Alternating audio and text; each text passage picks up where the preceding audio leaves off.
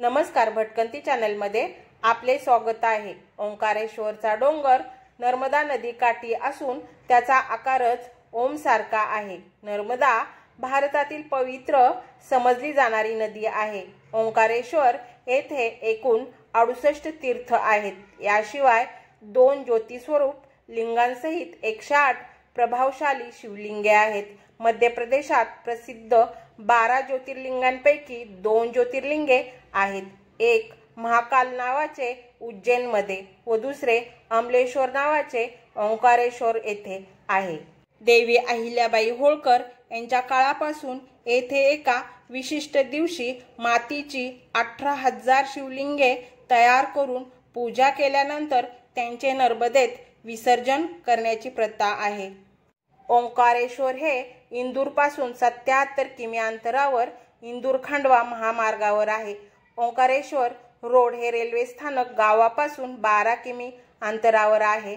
नर्मदा नदीत होड्या सुरू असतात, त्यातूनही ओंकारेश्वरला पोहोचता येते। खांडवा शहरापासून ओंकारेश्वर 72 किमीवर आहे।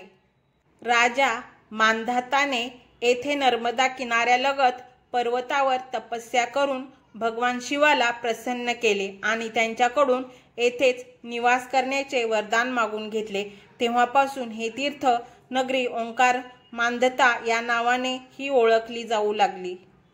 ओंकारेश्वर तीर्थक्षेत्रामध्ये 24 अवतार, माता घाट, सेलानी, सीतावाटिका, धावडी कुंड, मार्कंडेय शिला, मार्कंडेय संन्यासाश्रम, अन्नपूर्णाश्रम, विज्ञानशाळा, बडे हनुमान, खेडापती हनुमान, ओंकार मठ, माता आनंदमयी आश्रम, ऋणमुक्तेश्वर महादेव, गायत्री माता मंदिर, सिद्धीनाथ गौरी सोमनाथ, आडे हनुमान, माता वैष्णवी देवी मंदिर, चांद सूरज दरवाजे, विरखला, विष्णू मंदिर, ब्रह्मोश्वर मंदिर, शेगावचे गजानन महाराज यांचे मंदिर, काशी विश्वनाथ, नरसिंह टेकडी, कुबेरेश्वर महादेव, चंद्रमौलेश्वर महादेवांचे मंदिर सुद्धा आहेत। इथे एवढी मंदिरे आहेत। इथे पाहू शकताय आपण आता मंदिरात आहोत। किती सुंदर पिंड आहे आणि इथे पूजा चाललेली आहे। तर हे मंदिर आहे आणि हा मंदिराचा आवार आहे। ओंकारेश्वर मंदिर हे जगप्रसिद्ध आहे आणि ते मध्य प्रदेशमध्ये आहे। पहा भाविकांची किती गर्दी या मंदिरामध्ये आहे। हे पाहू शकताय तुम्ही, मंदिराचे आवार आहे आणि हे कळस पहा मंदिराचा। इथे वेगवेगळी दुकाने आहेत। इथे पहा बोटिंगची सोय आहे। इथे पाहिले तर गोमुख आहे आणि तिथून वर्षभर गोमुखातून पाणी येते, परंतु आता ते पाणी खूप असल्यामुळे ते पाण्यामध्ये आहे। हे पाहू शकताय, जो पण कोणी ओंकारेश्वर मंदिराला येईल तो बोटिंग हा जरूर करतो, कारण इथून आपण 5 स्थाने आपण पाहू शकतो, बोटीचे मजा घेऊ शकतो आणि इथे 200 रुपये पर पर्सन असे बोटीला चार्ज आहे। तेव्हा इथे आल्यानंतर तुम्ही बोटिंग नक्की करा। फार यातून सुंदर नजारे आपल्याला पाहायला मिळतात। आता इथे 2 नद्या कावेरी आणि नर्मदा सेपरेट आहेत, परंतु ह्या डॅमच्या पलीकडे जाऊन त्या एकत्र होतात, त्यांना संगम म्हणतात। तर तिथे आपल्याला खूप पवित्र असं स्थान आहे। जो कोण भाविक येईल तिथे डुबकी नक्कीच मारून तिथल्या पवित्र पाण्याचा अनुभव घेतो। आता तुम्ही चालला आहे नर्मदा परिक्रमेला। पाहू शकताय किती नदी सुंदर दिसत आहे, साईडने पाणी नदीचे। ती परिक्रमा करताना आपल्याला खूपच सुखद अनुभव येतो आणि खूपच नवीन नवीन गोष्टी आपल्याला तिथे पाहायला मिळतात। त्यातील पहिले मंदिर जे येते ते खूपच प्राचीन मंदिर आहे आणि दिसण्यातही ते खूप युनिक असं वाटत आहे। इथे तुम्ही पाहताय खारुताई कशी मजेत खात आहे। किती सुंदर हे दृश्य दिसत आहे, खूपच छान। आणि ही परिक्रमा करता करता आपल्याला खूपच आनंद येतो आणि आपण एका भक्तिमय वातावरणात डुबून जातो। पहा किती लोक परिक्रमा करत आहेत आणि ह्या नदीचा आनंद सुद्धा घेत आहेत। पाणी ही किती स्वच्छ आहे। हे नर्मदा कावेरी संगम आहे। मी मागे सांगितल्याप्रमाणे इथे बोटिंग इथेही आहे आणि पहा इथे सगळे भाविक कसे मनोभावे नमस्कार करून पूजा करून तिथे डुबके मारतात आणि नर्मदा मातेला मनोभावे नमस्कार करतात। हीच तर आपली आहे प्राचीन संस्कृती, जी नदीलाही देव मानते। इथे पहा खूपशा पायऱ्या आहेत आणि हे मंदिर आहे ऋणमुक्तेश्वर महादेव मंदिर।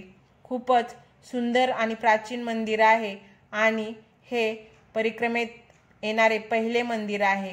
इथे आतमध्ये पाहू शकताय हे गौरी सोमनाथ मंदिर आहे आणि इथे जिने आहेत। गौरी सोमनाथ मंदिर एका चिंचोळ्या भागातून आतमध्ये जावे लागते आणि इथे 6 फूट जवळजवळ एक नंदी आहे।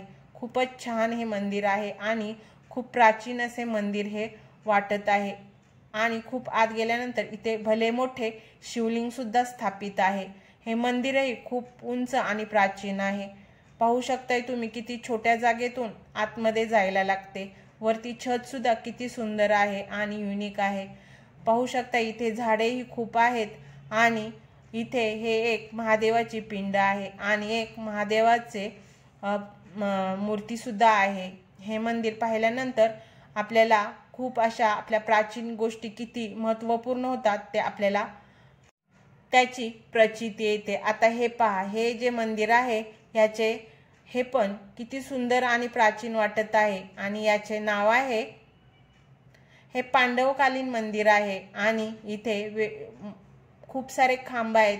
श्री सिद्धीनाथ टेम्पल आहे हे, किती सुंदर आणि आतमध्ये पहा पिंड आहे आणि हे जे खांब आहे ते किती त्याच्यावरती नक्षीकाम केलेले आहे आणि किती प्राचीन मंदिर हे वाटत आहे। आणि इथून आपण डायरेक्ट नर्मदा नदीच्या सेतूवरती पोहोचतो आणि ह्या सेतूवर खाली उतरल्यानंतर आपण ओंकारेश्वर मंदिरापर्यंत पोहोचतो आणि आपली जी ती सुरू झालेली परिक्रमा आहे ती इथे पूर्ण होते। आता हा आहे ब्रह्मपुरी घाट।